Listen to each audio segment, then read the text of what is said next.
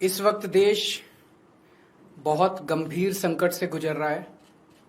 पूरे देश में एलपीजी गैस जिसे हम बोलते हैं, जो घरों में खाना बनाने के भी काम आती है, रेस्टोरेंट में, इंडस्ट्री में, तरह तरह से लोग इसका इस्तेमाल करते हैं, एलपीजी सिलेंडर का, गैस का। इसकी देश में भारी किल्लत हो गई है और उसका कारण है कि पूरे देश में जितनी डेली प्रोडक्शन होती है उसकी 50% प्रोडक्शन कम हो रही है, 50% प्रोडक्शन कम हो रही है। ये कैसे, मैं आपको थोड़ा समझाता हूँ।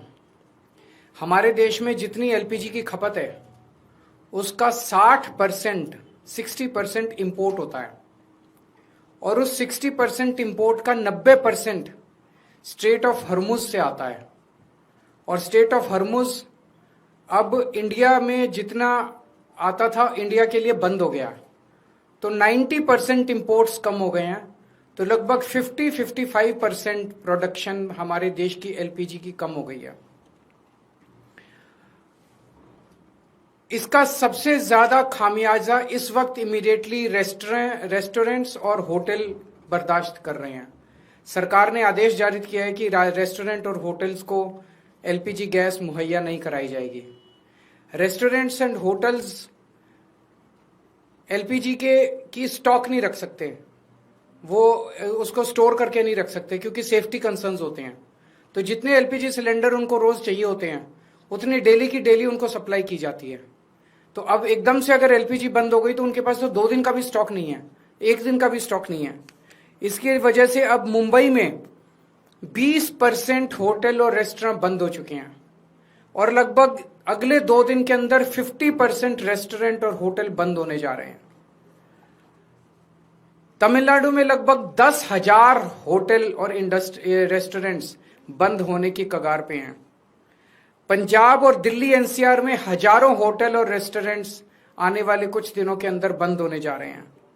और ये पीक वेडिंग सीजन है, शादियों का सीजन है। तो मुझे लगता है अगर ये जारी रहा तो बहुत सारे लोगों को शादियां पोस्टपोन करनी पड़ेंगी। और इसी तरह की कहानियां बेंगलोर, हैदराबाद, पश्चिम बंगाल, छत्तीसगढ़, हरियाणा, बिहार, सब जगह से आ रही हैं। मोरबी जो गुजरात में है, जिसको कि टाइल इंडस्ट्री का एक तरह से कैपिटल माना गया है, वहां पे 650 इंडस्ट्रीज हैं। उनमें से 170 इंडस्ट्री बंद हो चुकी है और 1 लाख लोग बेरोजगार हो चुके हैं। पूरे देश में इससे 1 करोड़ से ज्यादा लोगों के एकदम से बेरोजगार हो जाने की आशंका है।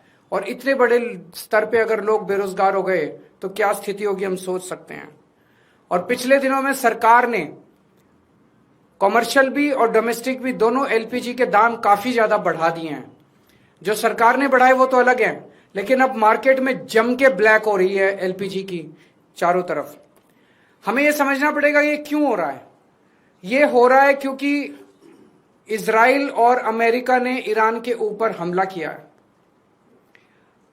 स्ट्रेट ऑफ हर्मुज जो है, वहां से दुनिया का काफी ज्यादा तेल और गैस जो है उसका आवागमन होता है। ईरान ने स्ट्रेट ऑफ हर्मुज पे कब्जा किया हुआ है और ईरान ने कहा है कि जो उनके फ्रेंडली देश हैं केवल उन्हीं को वहां से अपनी शिप्स ले जाने लाने का अधिकार होगा। तो जैसे रशिया, चाइना, केवल उनके शिप्स को अलाउ किया जा रहा है। इंडिया ने सबसे बड़ी, प्रधानमंत्री मोदी जी ने सबसे बड़ी गलती जो की है वो ये है, किसी भी युद्ध के अंदर जब हमारा कोई स्टेक ही नहीं है, हमें किसी भी पक्ष का साथ नहीं देना चाहिए था, हमें न्यूट्रल रहना चाहिए था। नॉन अलाइंड पॉलिसी भारत की विदेश नीति पिछले 75 साल से चली आ रही थी, जिसको प्रधानमंत्री ने चंद दिनों के अंदर डिमोलिश कर दिया। वो जाके सीधे इजराइल और अमेरिका के साथ खड़े हो गए, ईरान के खिलाफ खड़े हो गए। युद्ध शुरू होने के 1 दिन पहले उन्हें इजराइल जाने की क्या जरूरत थी? युद्ध शुरू होने के 1 दिन पहले उन्होंने नेतन्याहू को झप्पी पाने की क्या जरूरत थी? ये करके उन्होंने पूरे देश को संकट के अंदर डाल दिया है। और वो ऐसा क्यों कर रहे हैं ये हमारी समझ के परे है।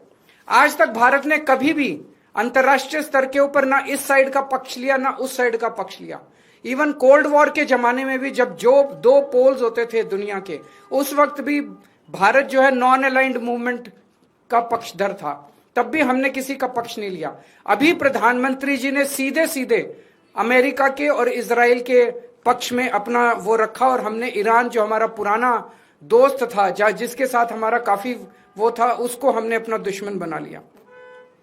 140 करोड़ पिछले कुछ दिनों में, पिछले कुछ महीनों में, पिछले 1 साल से हम देख रहे हैं किस तरह से प्रधानमंत्री मोदी जी सीधे सीधे, ऐसा लगता है मेरे को ये शब्द इस्तेमाल करते हुए बेहद शर्म महसूस हो रही है, प्रधानमंत्री मोदी जी ट्रंप के गुलाम बने हुए हैं। 140 करोड़ लोगों के इस महान देश को प्रधानमंत्री मोदी जी ने अमेरिका की कॉलोनी बना दिया। अमेरिका, हम देखते हैं जब अंग्रेज आए थे, अंग्रेजों ने भारत पे क्यों कब्जा कर लिया? अंग्रेजों ने भारत पे कब्जा किया था क्योंकि उस वक्त हमारे देश के अंदर शासन करने वाले जितने राजा थे वो कमजोर थे, उनको ब्लैकमेल किया जा सकता था, उनको खरीदा जा सकता था, उन पे अटैक करके अंग्रेजों ने कब्जा कर लिया। आज अमेरिका ने हमारे देश पे कब्जा कर लिया है क्योंकि एक तरह से हमारे देश का प्रधानमंत्री कमजोर है, उसको ब्लैकमेल किया जा रहा है। प्रधानमंत्री को किस वजह से ब्लैकमेल किया जा रहा है? एक एक देशवासी का खून खौल रहा है इस टाइम। जिस तरह से डेली ट्रंप और वहां के छोटे छोटे सेक्रेटरी, छोटे छोटे अदने से कर्मचारी, अफसर अमेरिका के हमारे प्रधानमंत्री का, हमारे देश का मजाक उड़ाते हैं रोज टीवी के ऊपर बैठ के। खून खौल उठता है एक भारतवासी का, खून खौल उठता है एक देशवासी का, जिस तरह से हम इतनी जिल्लत और इतनी इंसल्ट महसूस कर रहे हैं। ऐसा हमने क्या किया है? हमारा यही कसूर है कि हमारा प्रधानमंत्री एक कमजोर आदमी है। जो आदेश देते हैं ट्रंप, सर झुका के, जी हजूर करके हमारे देश के प्रधानमंत्री उसको मान लेते हैं। ट्रंप ने कहा अपनी कॉटन ड्यूटी, जो अमेरिका से कॉटन आएगी उस पर ड्यूटी 0 करो। प्रधानमंत्री ने कहा जी हजूर, करते हैं, और कर दी। भारत के सैकड़ों लाखों किसान इसकी वजह से बर्बाद हो गए, लेकिन उन्होंने ट्रंप की सुनी। ट्रंप ने कहा रशिया से ऑयल खरीदना बंद करो, मोदी जी ने कहा जी हजूर, करते हैं। रशिया से ऑयल खरीदना बंद कर दिया। 8 लाख करोड़ रुपए का सालाना नुकसान हुआ इसकी वजह से देश को, 8 लाख करोड़ रुपए का। क्यों किया? ट्रंप ने कहा जितना सामान तुम भेजोगे उस पर 18% ड्यूटी लगेगी, और जो अमेरिका से सामान इंडिया आएगा उस पर 0% ड्यूटी लगेगी। मोदी जी ने कहा जी हजूर, करते हैं, और उन्होंने कर दिया। देश के कितने कर्मचारी बेरोजगार हो गए, कितनी इंडस्ट्री बंद हो गई, लाखों करोड़ों किसानों का नुकसान हो गया। और अब उन्होंने इस युद्ध के अंदर ट्रंप का और इजराइल का साथ दिया है। हम ये जानना चाहते हैं कि प्रधानमंत्री जी की क्या मजबूरी है? कुछ तो है ट्रंप के पास, प्रधानमंत्री मोदी जी का, जिस वजह से मोदी जी इतने मजबूर हैं। ट्रंप खुलेआम कह रहा है मेरे पास मोदी जी के कुछ ऐसे राज हैं जिनको अगर मैं पब्लिक कर दूं तो मोदी जी का करियर खराब हो जाएगा। अगर मोदी जी को लगता है कि कुछ ऐसी शर्मनाक बातें हैं ट्रंप के पास जिनको पब्लिक में आने से उन्हें नुकसान होगा, वो इस्तीफा दे दें, पर देश के साथ खिलवाड़ ना करें। कोई और पद जाएगा प्रधानमंत्री। अगर उन्हें अपने जो उनके सीक्रेट्स हैं ट्रंप के पास, उसके पब्लिक होने से डर लगता है, वो इस्तीफा दे दें, पर देश को बर्बाद ना करें।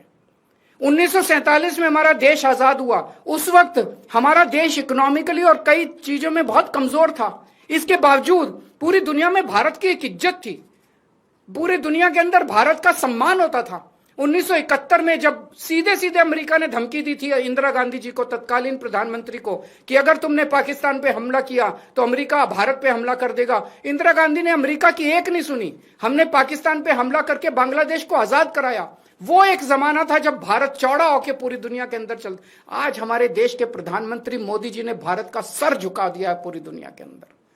हम चाहते हैं कि ये पॉलिसी, फॉरेन पॉलिसी इस तरह की ना की जाए, हमें अमेरिका का गुलाम ना बनाया जाए, ट्रंप के सामने नतमस्तक ना हुआ जाए, और देश की विदेश नीति हमारे भारत के क्या इंटरेस्ट्स हैं उसके हिसाब से बननी चाहिए, ना कि प्रधानमंत्री जी की मजबूरियों और कमजोरियों की गुलाम होनी चाहिए।